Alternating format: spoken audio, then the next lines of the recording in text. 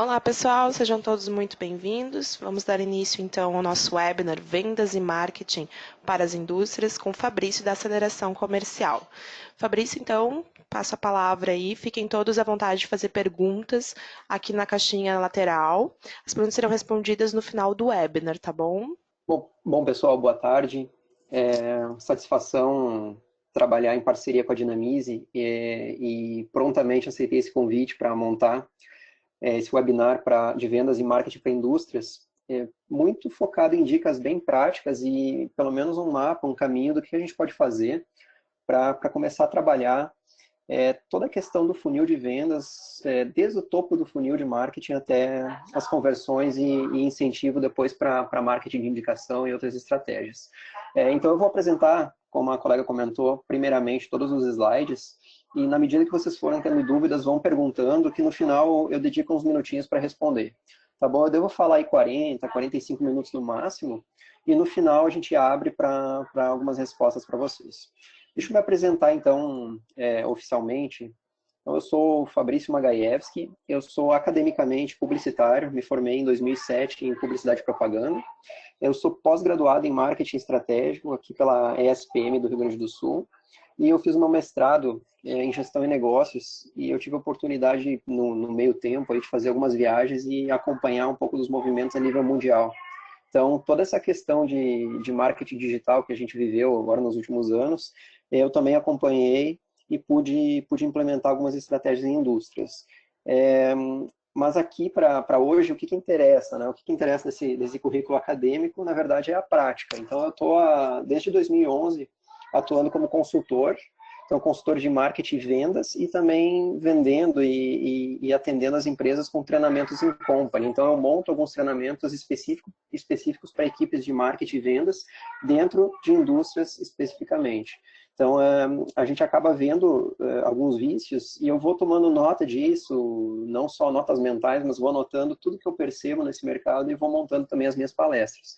De vez em quando surgem alguns convites. O ano passado eu participei do seminário da Fiergs de pequenas e médias indústrias, e a gente consegue trazer um bom link aí de teoria e prática entre as empresas.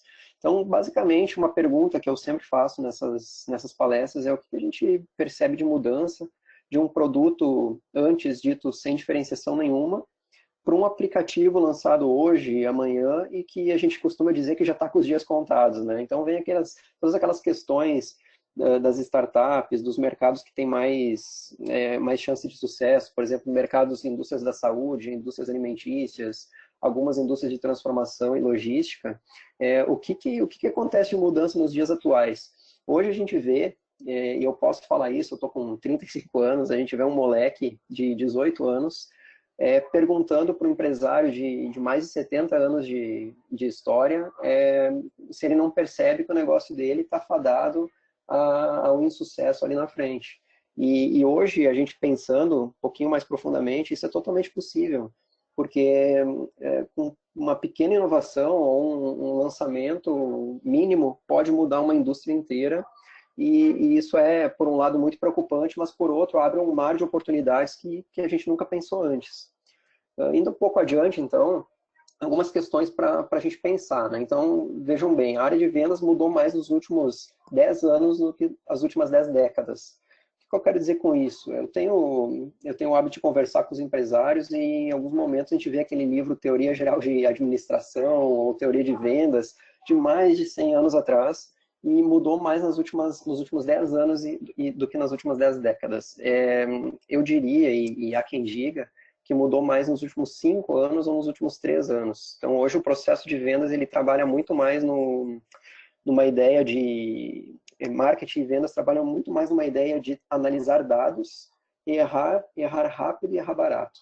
E a partir do momento que a gente erra rápido, erra barato e aprende com isso, a gente começa a ter uma ideia muito maior de quem é o cliente, consegue pensar realmente um perfil de cliente, uma persona de uma maneira muito mais simples do que antes, e as ferramentas que estão aí disponíveis, na verdade, se a gente não sabe para onde correr, com ajuda a gente vai saber contratar muito mais fácil e saber que dados buscar. O segundo ponto aqui, consumidores com informações e ferramentas em tempo real. Então, assim como nós estamos buscando melhorar a área de marketing e vendas, todos nós somos consumidores de alguma coisa e em algum momento a gente vai buscar isso hoje em buscadores como o Google, né? Então, eu costumo dizer para todas as empresas, mas por favor, indústrias, se deem ao luxo de quando buscarem a solução de vocês, vocês aparecerem nas primeiras posições do Google, sendo investindo em palavra-chave ou sendo investindo em palavra-chave de forma orgânica.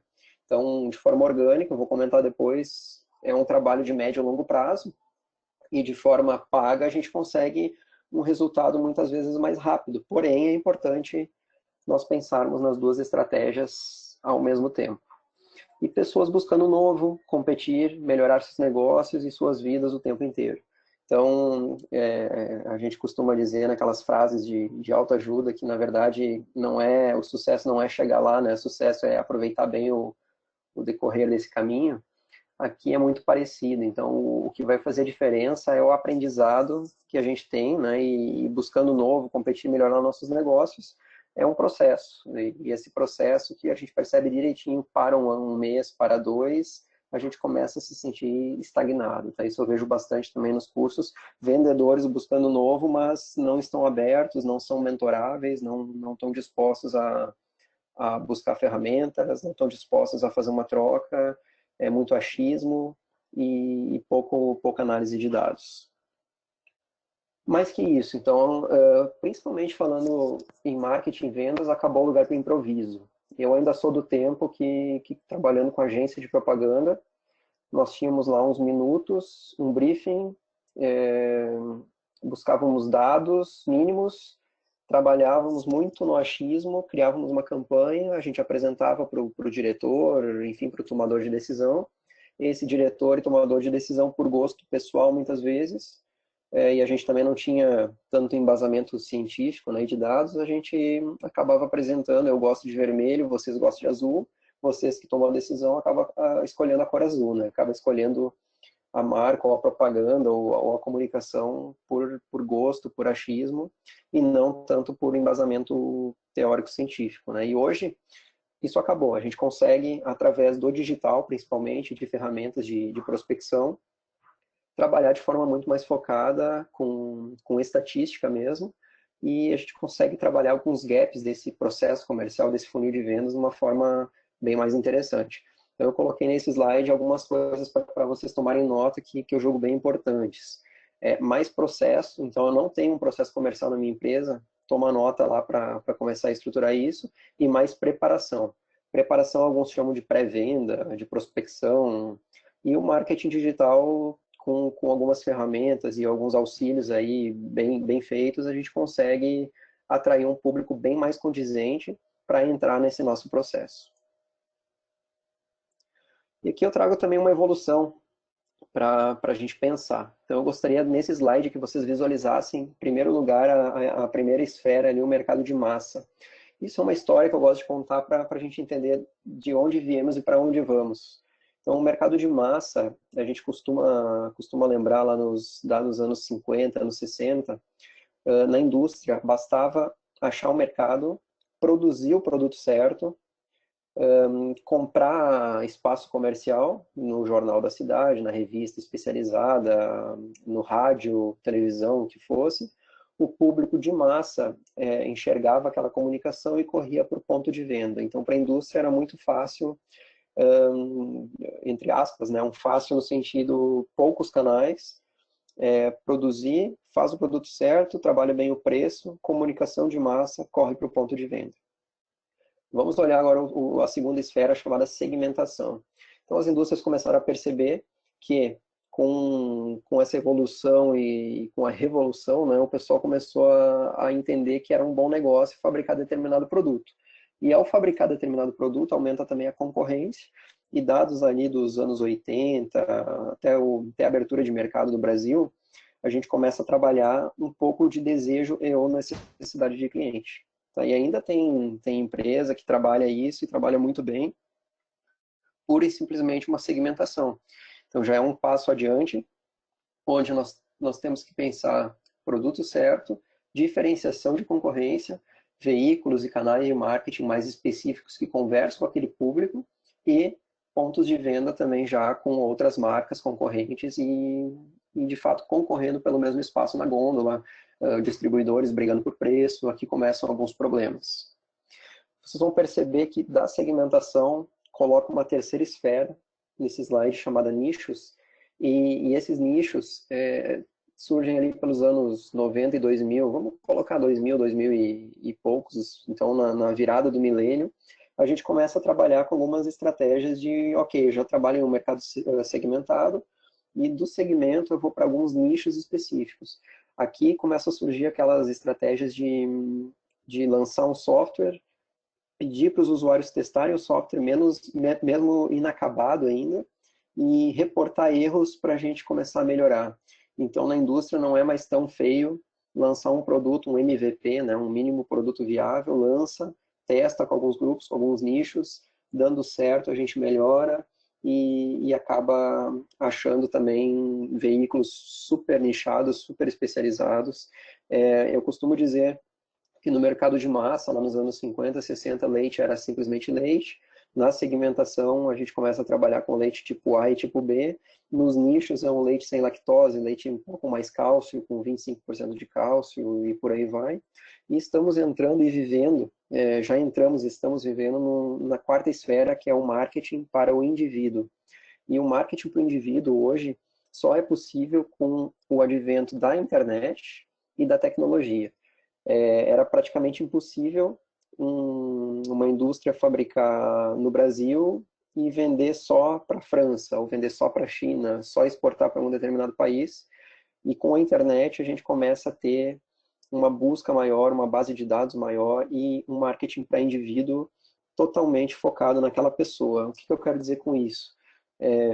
Eu sempre pergunto nas palestras, né, como é que vocês dão os parabéns para os conhecidos de vocês hoje em dia?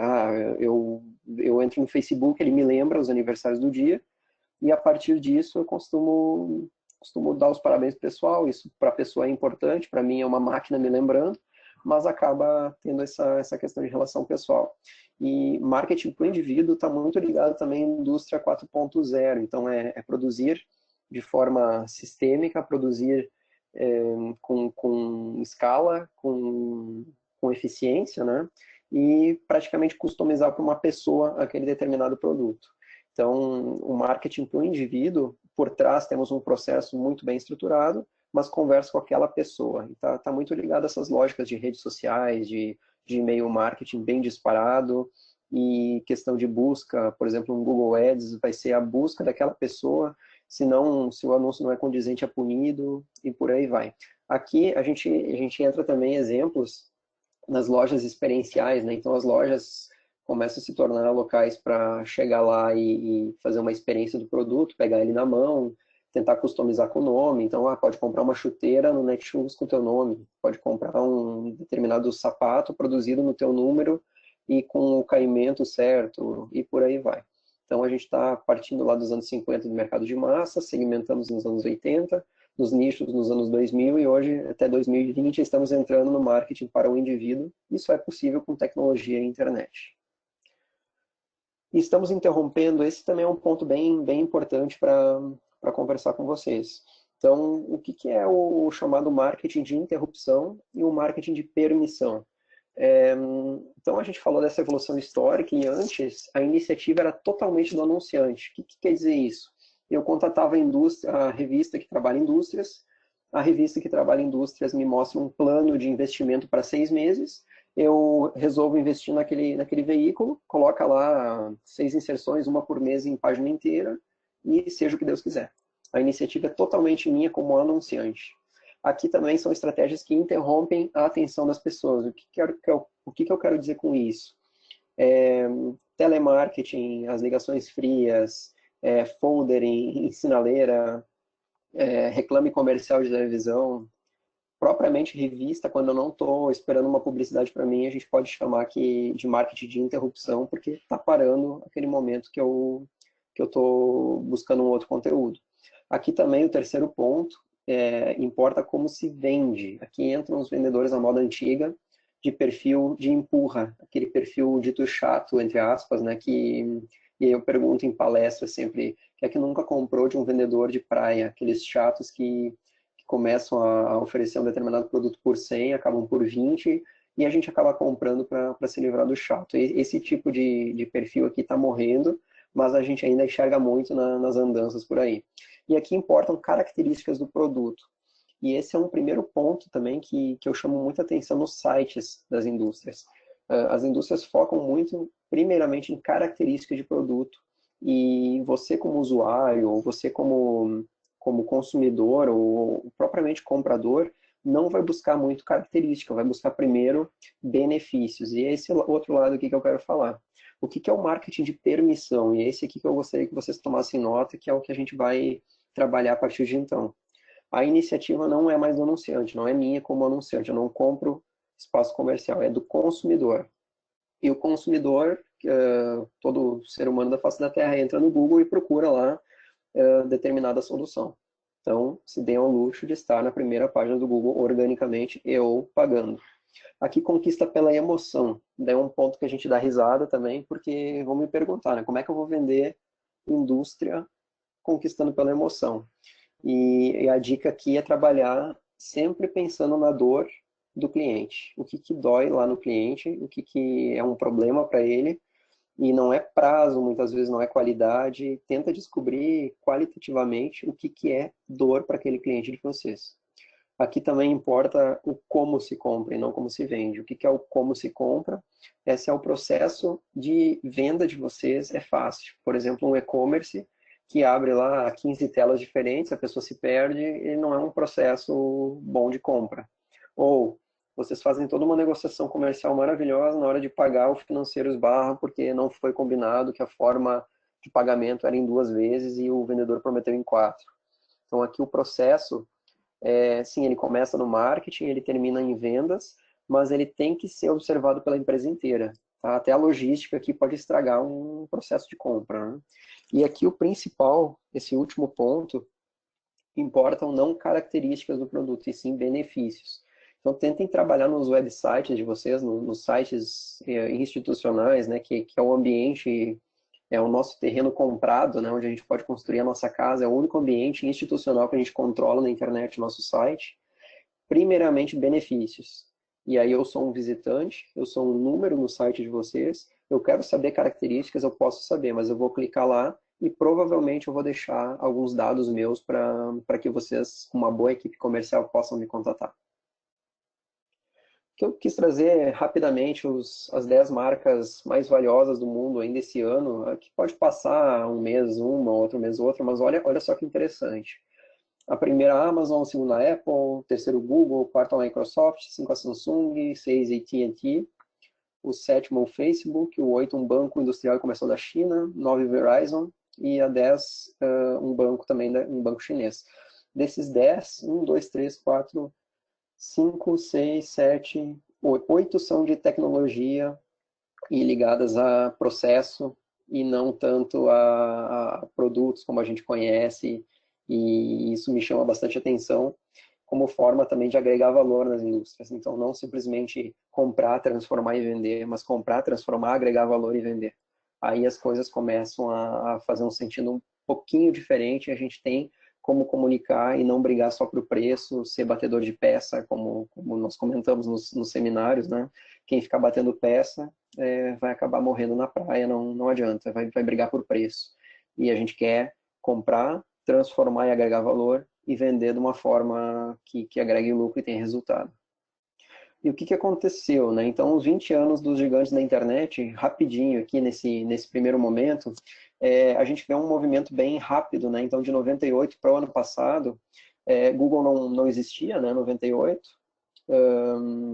A American Online se transformou no terceiro ali de 2018, que é um grupo, né? Microsoft foi se reinventando, acabou se posicionando bem no ano passado. Amazon, que surgia lá em 97, 98, está entre esses top 5 também. E depois, poucos do varejo, né? Então, a gente tem um belo cenário aqui para trabalhar também indústria ligada à tecnologia. E eu quis trazer também avanços tecnológicos que em 2022, mais da metade da força de trabalho vai ter que reaprender as suas funções, né? Eu pensei assim, poxa, deixa eu dar uma olhada o que que é isso, né? Então, o primeiro é a conexão universal de alta velocidade. Então, essa questão de, tem Wi-Fi, não tem problema de conexão, provavelmente vai cair bastante. Inteligência artificial, no sentido voz, no sentido cruzamento de dados, facilidade. Já estamos falando em buscadores por comando de voz. Então, tudo que a gente conhece de SEO, de busca orgânica, de busca paga, talvez mude bastante. A letra C ali, a adoção cada vez maior então de Big Data, de análise de grandes dados, né, e saber traduzir isso, traduzir esses dados em negócios, e tecnologia na nuvem. Hoje hardware é só um corpo, o que interessa é a alma, né, que vai tá implantada na nuvem, e a gente vai poder acessar esses dados onde tiver.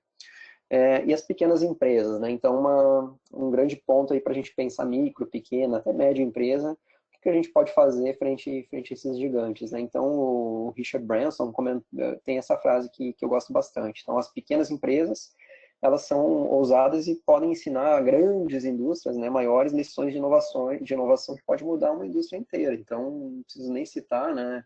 Não adianta brigar depois que já tá criado, já está inovado. Então, a gente pode pensar na forma, poxa, como é que eu, na minha pequena empresa, na minha média empresa, na minha indústria, o que eu posso fazer para agregar de valor e daqui a pouco entregar para o meu cliente uma experiência diferenciada. Vantagem competitiva. Então, eu entro muitas vezes nos negócios e eu percebo alguns problemas bem sérios. E um primeiro é que as pessoas não têm um processo comercial bem estruturado. E aqui a gente tem um exemplo de um funil de inbound marketing, um marketing de conteúdo, mas que isso aqui pode ser traduzido depois num processo comercial para as indústrias de vocês. Então, o que eu costumo dizer, num primeiro ponto, lá no topo do funil, a gente precisa conquistar o interesse das pessoas com algum conteúdo. Então, eu vou buscar no Google, vou achar o conteúdo de vocês, e esse conteúdo vai começar a posicionar meu negócio na mente dessas pessoas. Mas até então eu sou um visitante do site. Desse visitante do site, eu tenho que converter isso em lead, né, numa oportunidade de negócio. E aí é o que eu comentei, de benefício que vocês estão procurando no Google, tenta transformar aquele benefício em característica de produto. Então, poxa, eu quero saber mais sobre determinada solução, um determinado produto, eu posso preencher lá um formulário, baixar um e-book, assistir um vídeo, ganhar um desconto, fazer alguma coisa nesse sentido para virar uma oportunidade de negócio, um lead. De lead, então tem um time comercial, ou gestor, ou sócio, ou alguém que tem que ficar focado em olhar leads e a partir daí tentar gerar uma proposta, gerar um orçamento e converter isso em vendas, né?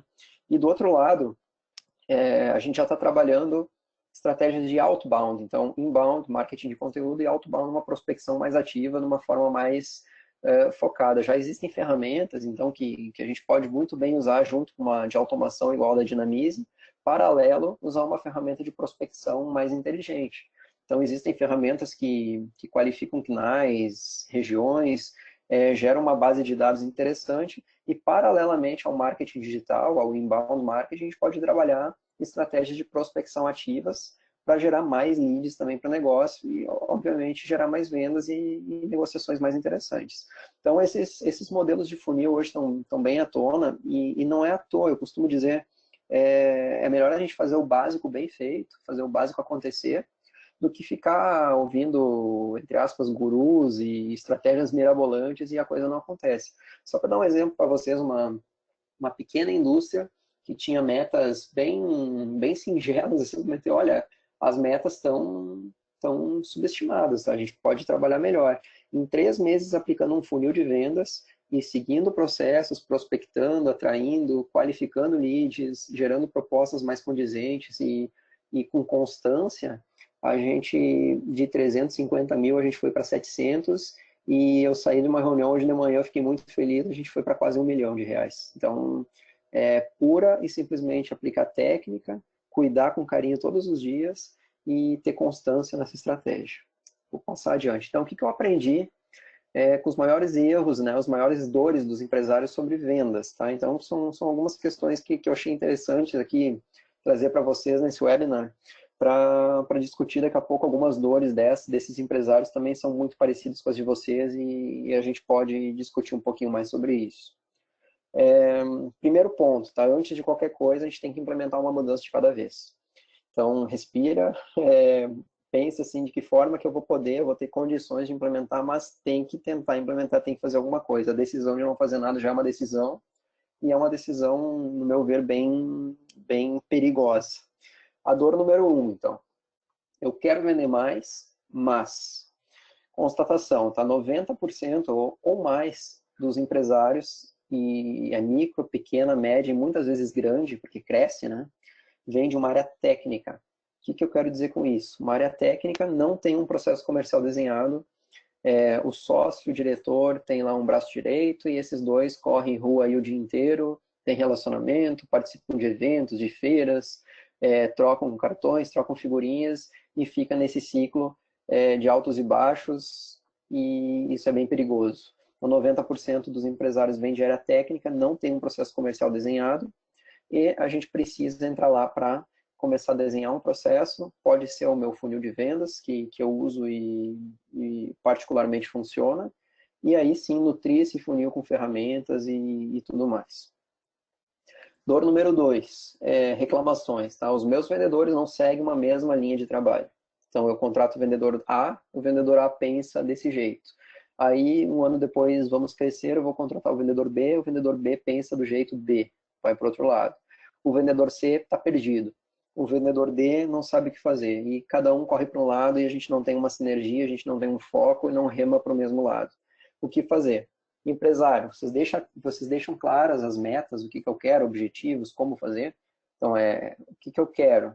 Qual é o objetivo? Quais são as metas? Vamos quebrar essas metas de mês. Vamos quebrar metas de mês em 4 semanas, em semanas por dia, quanto eu preciso. E como eu vou fazer isso? Olha, está aqui o profissional de marketing, está aqui a ferramenta, eu vou investir X em Google Ads, eu vou gerar conteúdo, eu vou melhorar meu site, eu vou participar de workshops, eu vou trabalhar feiras. O que eu vou fazer? Como eu vou fazer? Colocar isso no papel. Uma dica que eu dou normalmente pense o propósito da indústria de vocês, os objetivos a nível ano, né? Então, objetivos para esse ano. Vou quebrar esses objetivos em ações de vendas e marketing para chegar lá. Eu tenho que pensar um primeiro objetivo financeiro, sim. Apesar de estar trabalhando marketing e vendas, é totalmente ligado ao objetivo financeiro. E quais são os indicadores que eu vou usar para me mostrar que eu estou no caminho certo.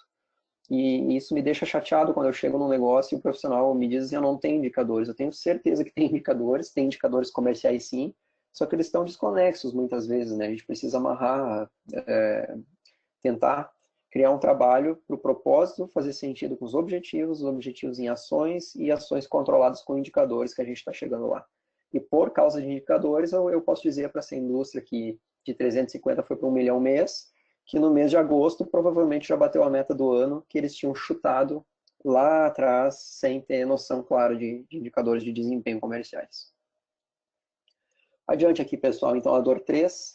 Eu, empresário, não entendo como o marketing pode auxiliar meu time, minha equipe e minhas vendas. Então, são as amarrações, né? Então, vou dar 3 dicas básicas aqui que também vale a pena tomar nota e a gente pode aprofundar depois nas dúvidas ou podem me solicitar mais materiais, né? Vai ter meu contato no final do webinar, eu posso estreitar um pouquinho mais esse assunto com vocês. Então, o primeiro ponto, e para mim é o trabalho mais difícil dentro do marketing, é definir bem definido público e persona. Então, público vai ser geográfico, vai ser uma determinada indústria, que tamanho de indústria, fatura quantos usuários, ou qual é a dor dessa indústria.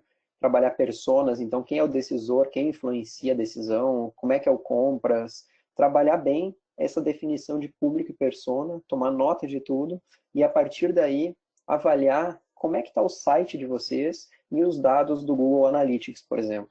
O Analytics, muitas vezes eu já vi multinacional não ter disponível esses dados. E isso é muito por causa do mercado da comunicação, né? Que o pessoal trabalhava muito visual e pouco analítico, né? Pouco dado, se preocupava mais em entregar um site bonito do que um site que funciona. Para vocês terem uma noção, eu troco o meu site a cada 6 meses a 1 ano, porque eu começo a testar algumas coisas e verifico o que funciona, o que não funciona, o que converte mais em lead e o que é pura e simplesmente visitante. Então, define bem público e persona, avalie o site atual e os dados que o Analytics está disponibilizando para vocês e trabalha bem o copywriting, né, para Google ler, né, então o SEO para o Google, e o copywriting, que é o discurso de vendas de vocês para humanos. E esse aqui é um trabalho, pasmem, bem... não é raro ver sites que para o empresário está muito claro o que ele faz, mas para o mercado que não conhece, as pessoas que entram lá não fazem nem ideia do que essa pessoa vende. Então, define público, o que eles compram. Estou entendendo que meu site, por exemplo, não está funcionando ali no item 2. E no 3 eu vou começar a adequar ele para o Google Ler, com ferramentas de SEO, com estratégias de SEO, né, de otimização para mecanismos de busca. E também um copyright, um discurso de vendas para o humano entender realmente o que a indústria de vocês vende. Esses 3 pontos aqui a gente começa a entender como colocar dentro do funil e como o marketing pode sim auxiliar os vendedores a serem mais assertivos. Mas a gente vê vendedor correndo rua, batendo cabeça, quando o lead ainda não está preparado para comprar dele, para receber dele, para poder ter uma reunião comercial, uma reunião de negócios condizente com os negócios dele. Uma dor 4 aqui que eu resolvi colocar. Essa aqui quase não acontece, né? Mas olha só, alguns meses batemos a meta e outros meses não. Então eu não consigo ter uma constância, não consigo planejar. Fabrício, chega no final do ano, eu fecho, mas é nas coxas, né? Nos 46 do segundo tempo eu consigo vender um grande projeto, eu consigo vender um lote interessante, aí eu fecho minha meta. Então o que eu sugiro, tá? Aqui eu quis buscar uma pesquisa bem recente para mostrar para vocês como poucos vendedores se dedicam a follow-up. Então eu prospectei no marketing, atraiu lá uns quantos leads, esses leads foram trabalhados em propostas e essas propostas são esquecidas. Então a gente tem ali no gráfico, no azul, que 48% simplesmente não fazem follow-up. É um contato, provavelmente envio de proposta e deixa por isso. No laranja, 25% fazem 2 contatos. E é pouco pra caramba. O que são 2 contatos? É um envio da proposta e uma ligação na semana seguinte. Ô, Fabrício, tudo bem? Recebeu minha proposta? Só isso. 12% fazem 3 contatos, manda a proposta, follow-up numa semana e um WhatsApp na terceira e desiste. 10% fazem mais de 3 contatos no amarelo e 5% não responderam à pesquisa. Já existem dados que, estatisticamente, tem que ter mais de 8 pontos de contato para ter uma venda complexa efetivada. Então, tem autores que dizem mais de 12. Vou fazer uma média aí de 8 a 10 contatos, aí uma semana liga, na outra semana manda um conteúdo interessante, na outra semana chama no WhatsApp, na mesma semana convida para um webinar, e por aí vai. A gente tem que ser criativo aqui, tem que fazer follow-up, tem que perguntar e dizer para a pessoa, olha fulano, eu preciso ouvir teu não e eu preciso entender o porquê do não. E aí a gente começa a trabalhar dentro do nosso software de CRM, na nossa planilha, enfim, na nossa forma de controle, por que a gente está perdendo proposta e não pura e simplesmente por preço ou desistir do negócio. E aqui tem uma ideia de tempo de resposta, tá? Isso aqui vai fazer sentido depois com ferramentas de automação. Então, dados sobre vendas, follow-up e CRM, melhores horários para ligar. Então, entre as 4 e as 6 da tarde, um primeiro contato. Das 8 às 9 da manhã, ou 4 e 5, falar com o lead já qualificado. Das 4 às 5, qualificar um lead. Tempo de resposta no primeiro minuto, após 1 hora. Então, são dados que são interessantes vocês avaliarem no mercado e terem isso de acordo com o mercado complexo da indústria de vocês. Mas aqui o que fica, a lição que fica a grande maioria não faz follow-up, simplesmente manda uma proposta e liga uma vez e não vai funcionar dessa forma. Dor 5, eu não sei como prospectar. E aí eu começo a dar umas dicas básicas aqui de topo de funil, né, dos visitantes, que ainda estão aprendendo e descobrindo a empresa de vocês. Então, o primeiro ponto é ter um site institucional, um site oficial, bem trabalhado com as questões de busca orgânica, né, de SEO, e se quer resultado para amanhã, além do SEO, a médio prazo, trabalha algumas palavras-chave no Google Ads, comprando um pouquinho mais genérico do seu mercado, para o Google Ads também aprender com isso, e vocês conseguirem avançar posteriormente com uma revisão dessa estratégia. Aqui entram também estratégias de e-mail marketing, né, para uma base que seja interessante, seja de vocês, e também algum trabalho em redes sociais. Eu sugiro normalmente para a indústria, tentem trabalhar bem o LinkedIn de vocês. A gente, nos últimos anos, ele ainda está entregando, nos últimos meses, né, está entregando um conteúdo orgânico de forma bem interessante, e a gente consegue fazer, ainda conseguimos fazer uma busca bem interessante dos nossos prospects, dos tomadores de decisão, para qualificar, né, para higienizar a base, para qualificar a base, para colocar mais informações ali na nossa base de e-mails. E aí, seguindo essa tendência, né, nada disso adianta se a gente não tiver disciplina, rotina e consistência na nossa estratégia. Então, eu falei para vocês do objetivo para o ano, né, o meu propósito, objetivo 2019, transformar isso em ações de marketing e de vendas e indicadores que eu estou indo no caminho certo. Vocês precisam dedicar horas do dia para trabalhar prospecção, para trabalhar qualificação de leads, trabalhar propostas e follow-up e trabalhar pós-venda. Em pós-venda também colher depoimentos, trabalhar materiais que possam auxiliar novas vendas. Aqui eu quero indicar 2 vídeos. Procura no YouTube o vídeo 100 graus, que fala basicamente de para ferver a água, até 99 graus não acontece nada, né? E quando chega nos 100 graus, que isso é 1 grau a mais, a água vira vapor, e vapor faz movimentar uma locomotiva, né? A gente consegue movimentar toneladas e toneladas de ferro ali por causa da nossa disciplina e consistência de deixar ferver a água. Então, é um vídeo bem motivador no sentido, não desiste, tenha rotina e tenha consistência na sua estratégia. E outro, procura no YouTube liderança e acha o vídeo desse nosso amigo aqui, tá? Esse camarada, ele fala sobre liderança, mas isso aqui para vendas e marketing vale muito também. Ele é um entrevistador e ele pergunta, né, pro entrevistado, né, sobre liderança. E como exemplo, ele diz assim: você ama sua mulher? Daí ele fala: eu amo. Daí ele diz assim: então me prova. E aí ele fica meio sem palavra, né? Ele começa a dizer que, poxa, não é indo no dentista 1 ou 2 vezes por ano que você vai ter saúde bucal. É escovando os dentes 3 vezes por dia, 2 minutos a cada vez que a coisa acontece.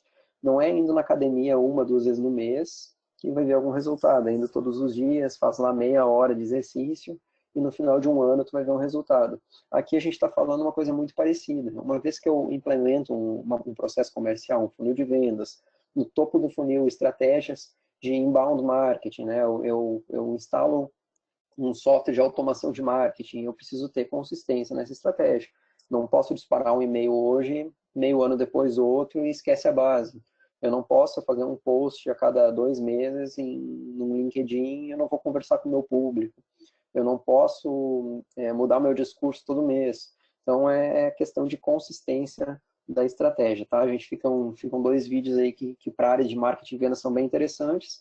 E eu vou querer falar um pouquinho mais agora especificamente de algumas estratégias digitais para ajudar as indústrias de vocês. Então, o site, eu costumo dizer, primeira impressão da empresa, gera confiança, tem que ser bem trabalhado. Toda a questão de tecnologia responsiva, né, que abre em diferentes dispositivos e ajusta a tela, a questão de SEO, de conteúdos bem planejados, título, subtítulo, mais de 1000 palavras, links apontando, trabalhado em um ambiente, uma plataforma que indexa bem nos buscadores, também é bem importante. Aqui eu costumo dizer, comecem pelo site.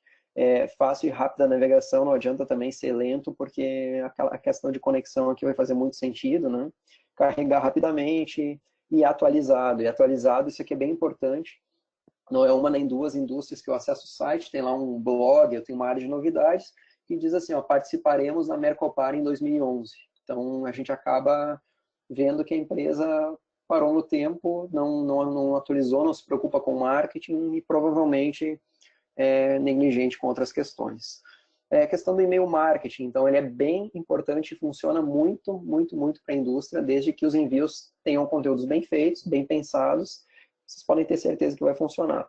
Aqui, técnicas de inbound, né, de marketing de conteúdo são fundamentais. Vocês não vão ficar mandando e-mails por software de e-mail de vocês, mandando compre, colocando anexos e outras formas. Vocês vão usar uma ferramenta profissional, vão conversar com a base, vão ter taxas de abertura, vão poder trabalhar um funil dentro disso e a gente consegue ter um avanço bem mais interessante a partir de uma estratégia bem pensada, de um planejamento de conteúdos, né? Toda a parte de conteúdo, então, é importante que vocês pensem os conteúdos que serão publicados nas redes sociais com antecedência. Eu costumo dizer assim, Vamos focar na indústria, uma fanpage no Facebook para promover marca e vamos focar um LinkedIn. Então, no mês de agosto, de acordo com o propósito, com o objetivo e as ações de marketing, o que a gente vai promover nesse mês? Para não ficar naquelas mesmices de comércio que promove o Dia dos Pais, que coloca uma frase de autoajuda e isso acaba não gerando visita, muito menos conversão. Um outro ponto importante, se atualizar do que está acontecendo no mundo e ver se alguma novidade pode ser usada no seu negócio. Então, isso para a indústria fica um pouco mais longe, mas é importante. Então, macro acontecimentos, né, questão de variação de dólar, economia, tudo isso é válido para pensar e aproveitar a onda gerando conteúdo e conseguindo aproveitar indo para frente nesse sentido. E a empresa deve conversar com o público nessas redes sociais, não simplesmente ser via de mão única, né? Não simplesmente colocar lá um conteúdo, não responder, não interagir, não engajar, isso acaba não sendo benéfico, então é melhor não fazer. Então aqui a questão de rede social, dica, tenta planejar, tenta pensar um calendário pelo menos para o mês que está vindo e tenta postar na hora e na data correta para conversar com esse público. E esqueçam o velho, vou estar passando, vou estar fazendo, né? Porque não vai acontecer, tá? É melhor vocês planejarem realmente.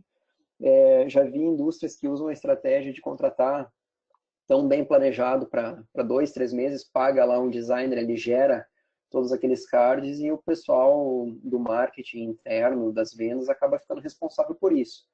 Se começar a depender de terceiros, vai fazer um mais do mesmo aqui nesse sentido. O engajamento também é importante a gente pensar, né? Quanto mais curtida e comentário tiver, mais pessoas vai ser apresentada, então aproveitem, tentem trabalhar conteúdos interessantes nesse sentido. Mobilizar todos os colaboradores para curtir as publicações, comentar, compartilhar, principalmente no LinkedIn.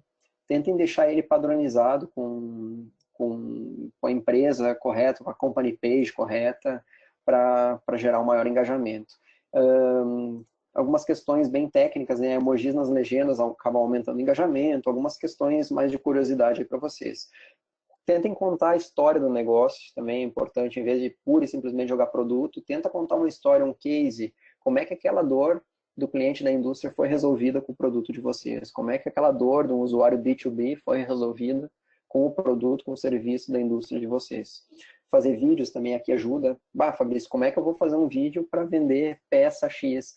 Mostra lá na ponta como é que é comercializado, aonde serve, como é que é o processo de fabricação. Conta uma história de um jeito interessante e seja autêntico, né? Tenta ser você mesmo. E empatia, tenta te colocar no lugar do cliente de vocês. Questão de investimento, né? É importante, quando achar a estratégia correta para atingir determinado objetivo e impulsionar a publicação. Aí eu costumo dizer, bom, aí vale a pena quando eu tenho um objetivo bem claro. Criar campanhas de anúncios bem planejadas, então não pura e simplesmente jogar lá, fazer um teste e deixar por isso. Teste aqui é válido, né, os testes AB, desde que a gente corrija alguma coisa e amplifique aquela estratégia. Acompanhar o ROI, né, o retorno do investimento, então quanto custa adquirir um cliente hoje, o CAC, né, quanto custa, qual foi o custo para adquirir aquele cliente atual, quanto que eu quero investir para adquirir um novo, e qual é o retorno do investimento que eu fiz em determinado produto, numa campanha, e por aí vai. E aqui, gente, para finalizar minha fala, e a gente já passa para as perguntas, eu quis pegar o exemplo do meu site atual para falar de conversão de visitantes em leads, tá? Então, o que eu tenho na minha página inicial? Eu tenho um banner que vai direto ao ponto, ó, vendas e marketing, eu ajudo indústrias a aumentar vendas, quero vender mais.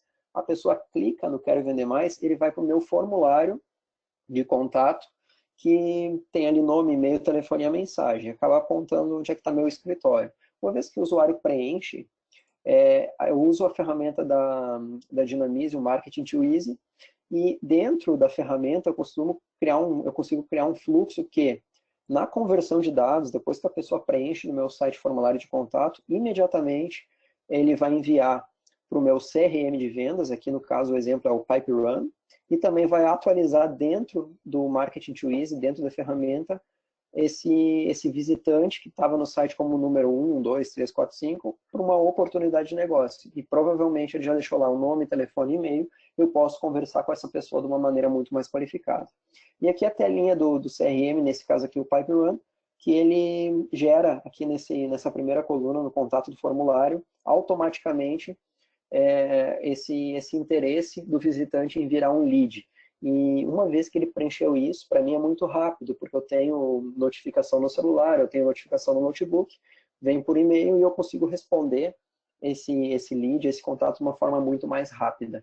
E isso aqui, pasmem, gente, hoje para a indústria também é vantagem competitiva.